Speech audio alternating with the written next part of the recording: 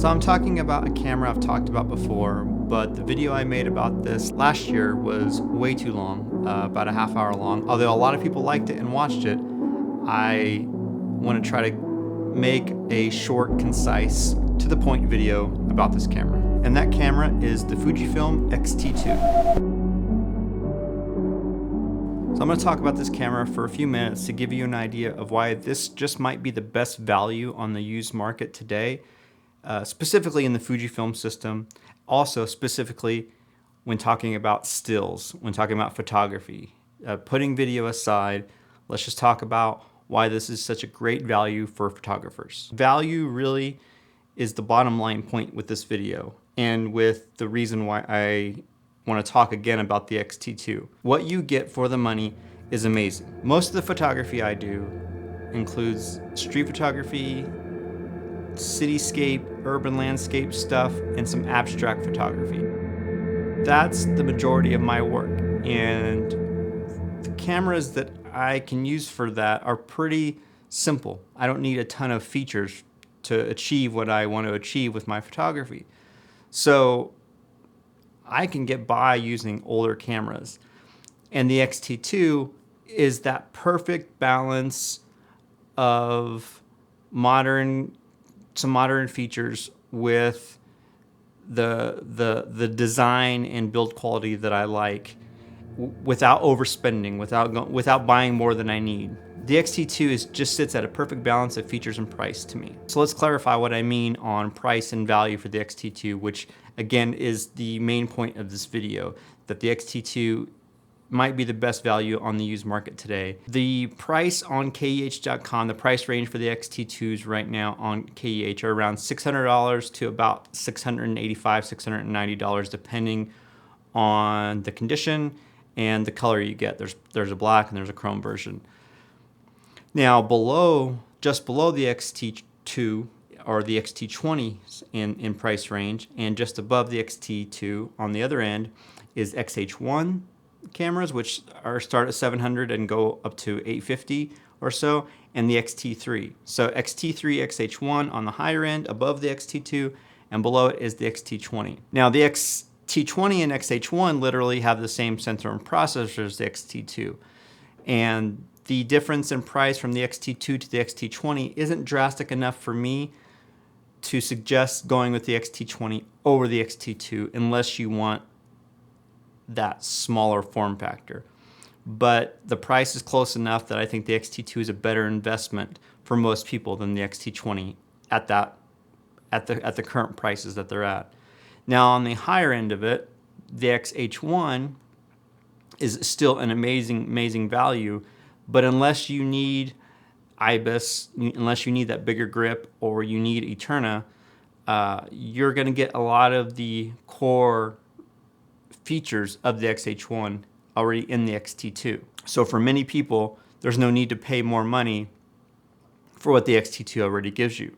And you can make a similar comparison from the X-T2 to the X-T3. Yes, the X-T3 has a newer sensor, a slightly higher resolution, has some better video features, but again, my video right here is talking about photography only. And if you're talking about photography only, I don't think there's a ton of reasons to go with the X-T3 over the X-T2 if you shoot the stuff that I shoot. If you need drastically improved autofocus, then maybe the X-T3 is something to consider. But like I said, for me, I'm oftentimes a single point autofocus person. I love manual focus glass.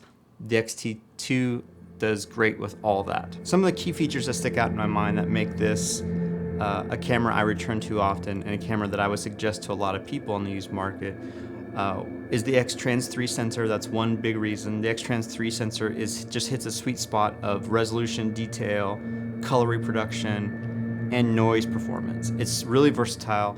You can get these film-like photos out of there if you're shooting color, and you can also get black and white film-like photos if you shoot black and white.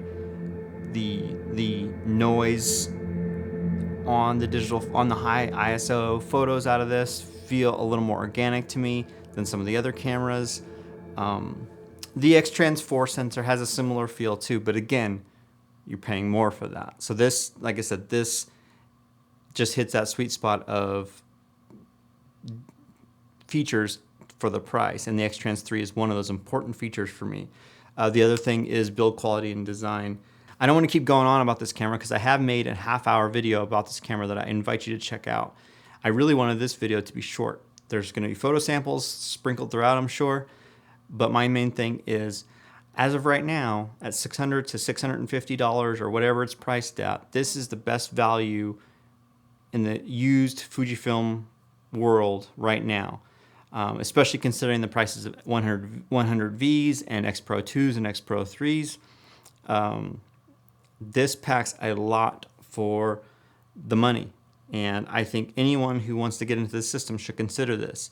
You can use all the awesome X series glass. You can use wonderful third-party manual focus glass. There's a whole bunch of options, a whole bunch of different things you can do with this. And for photography, for still shooters, this is the best value on the used market today, and I don't see that changing anytime soon. We will see what happens as new cameras get announced and released, but in my mind, this is still in June of 2023 the best value on the used market.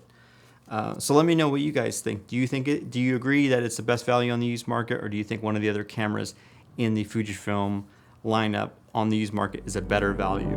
So again, to wrap this up, the X-T2 is one of my favorite cameras of all time, and currently it is the best value on the used market, and I highly recommend anyone giving it a shot if you're looking to jump into the Fujifilm system, if you need to add a second body, if you want a digital camera that gives you a film camera vibe. The X-T2 is one to look at.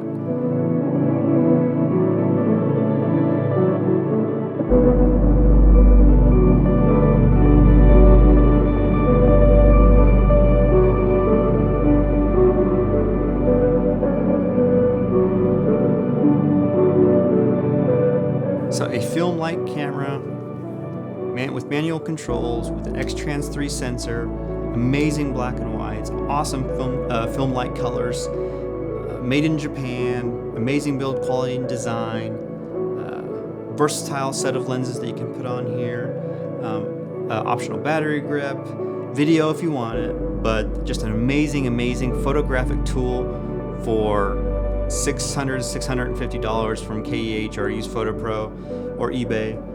You really can't go wrong with this camera. I just wanted to make a short, concise video to remind everybody that nothing's changed on this. As of right now, this is the best value in my mind.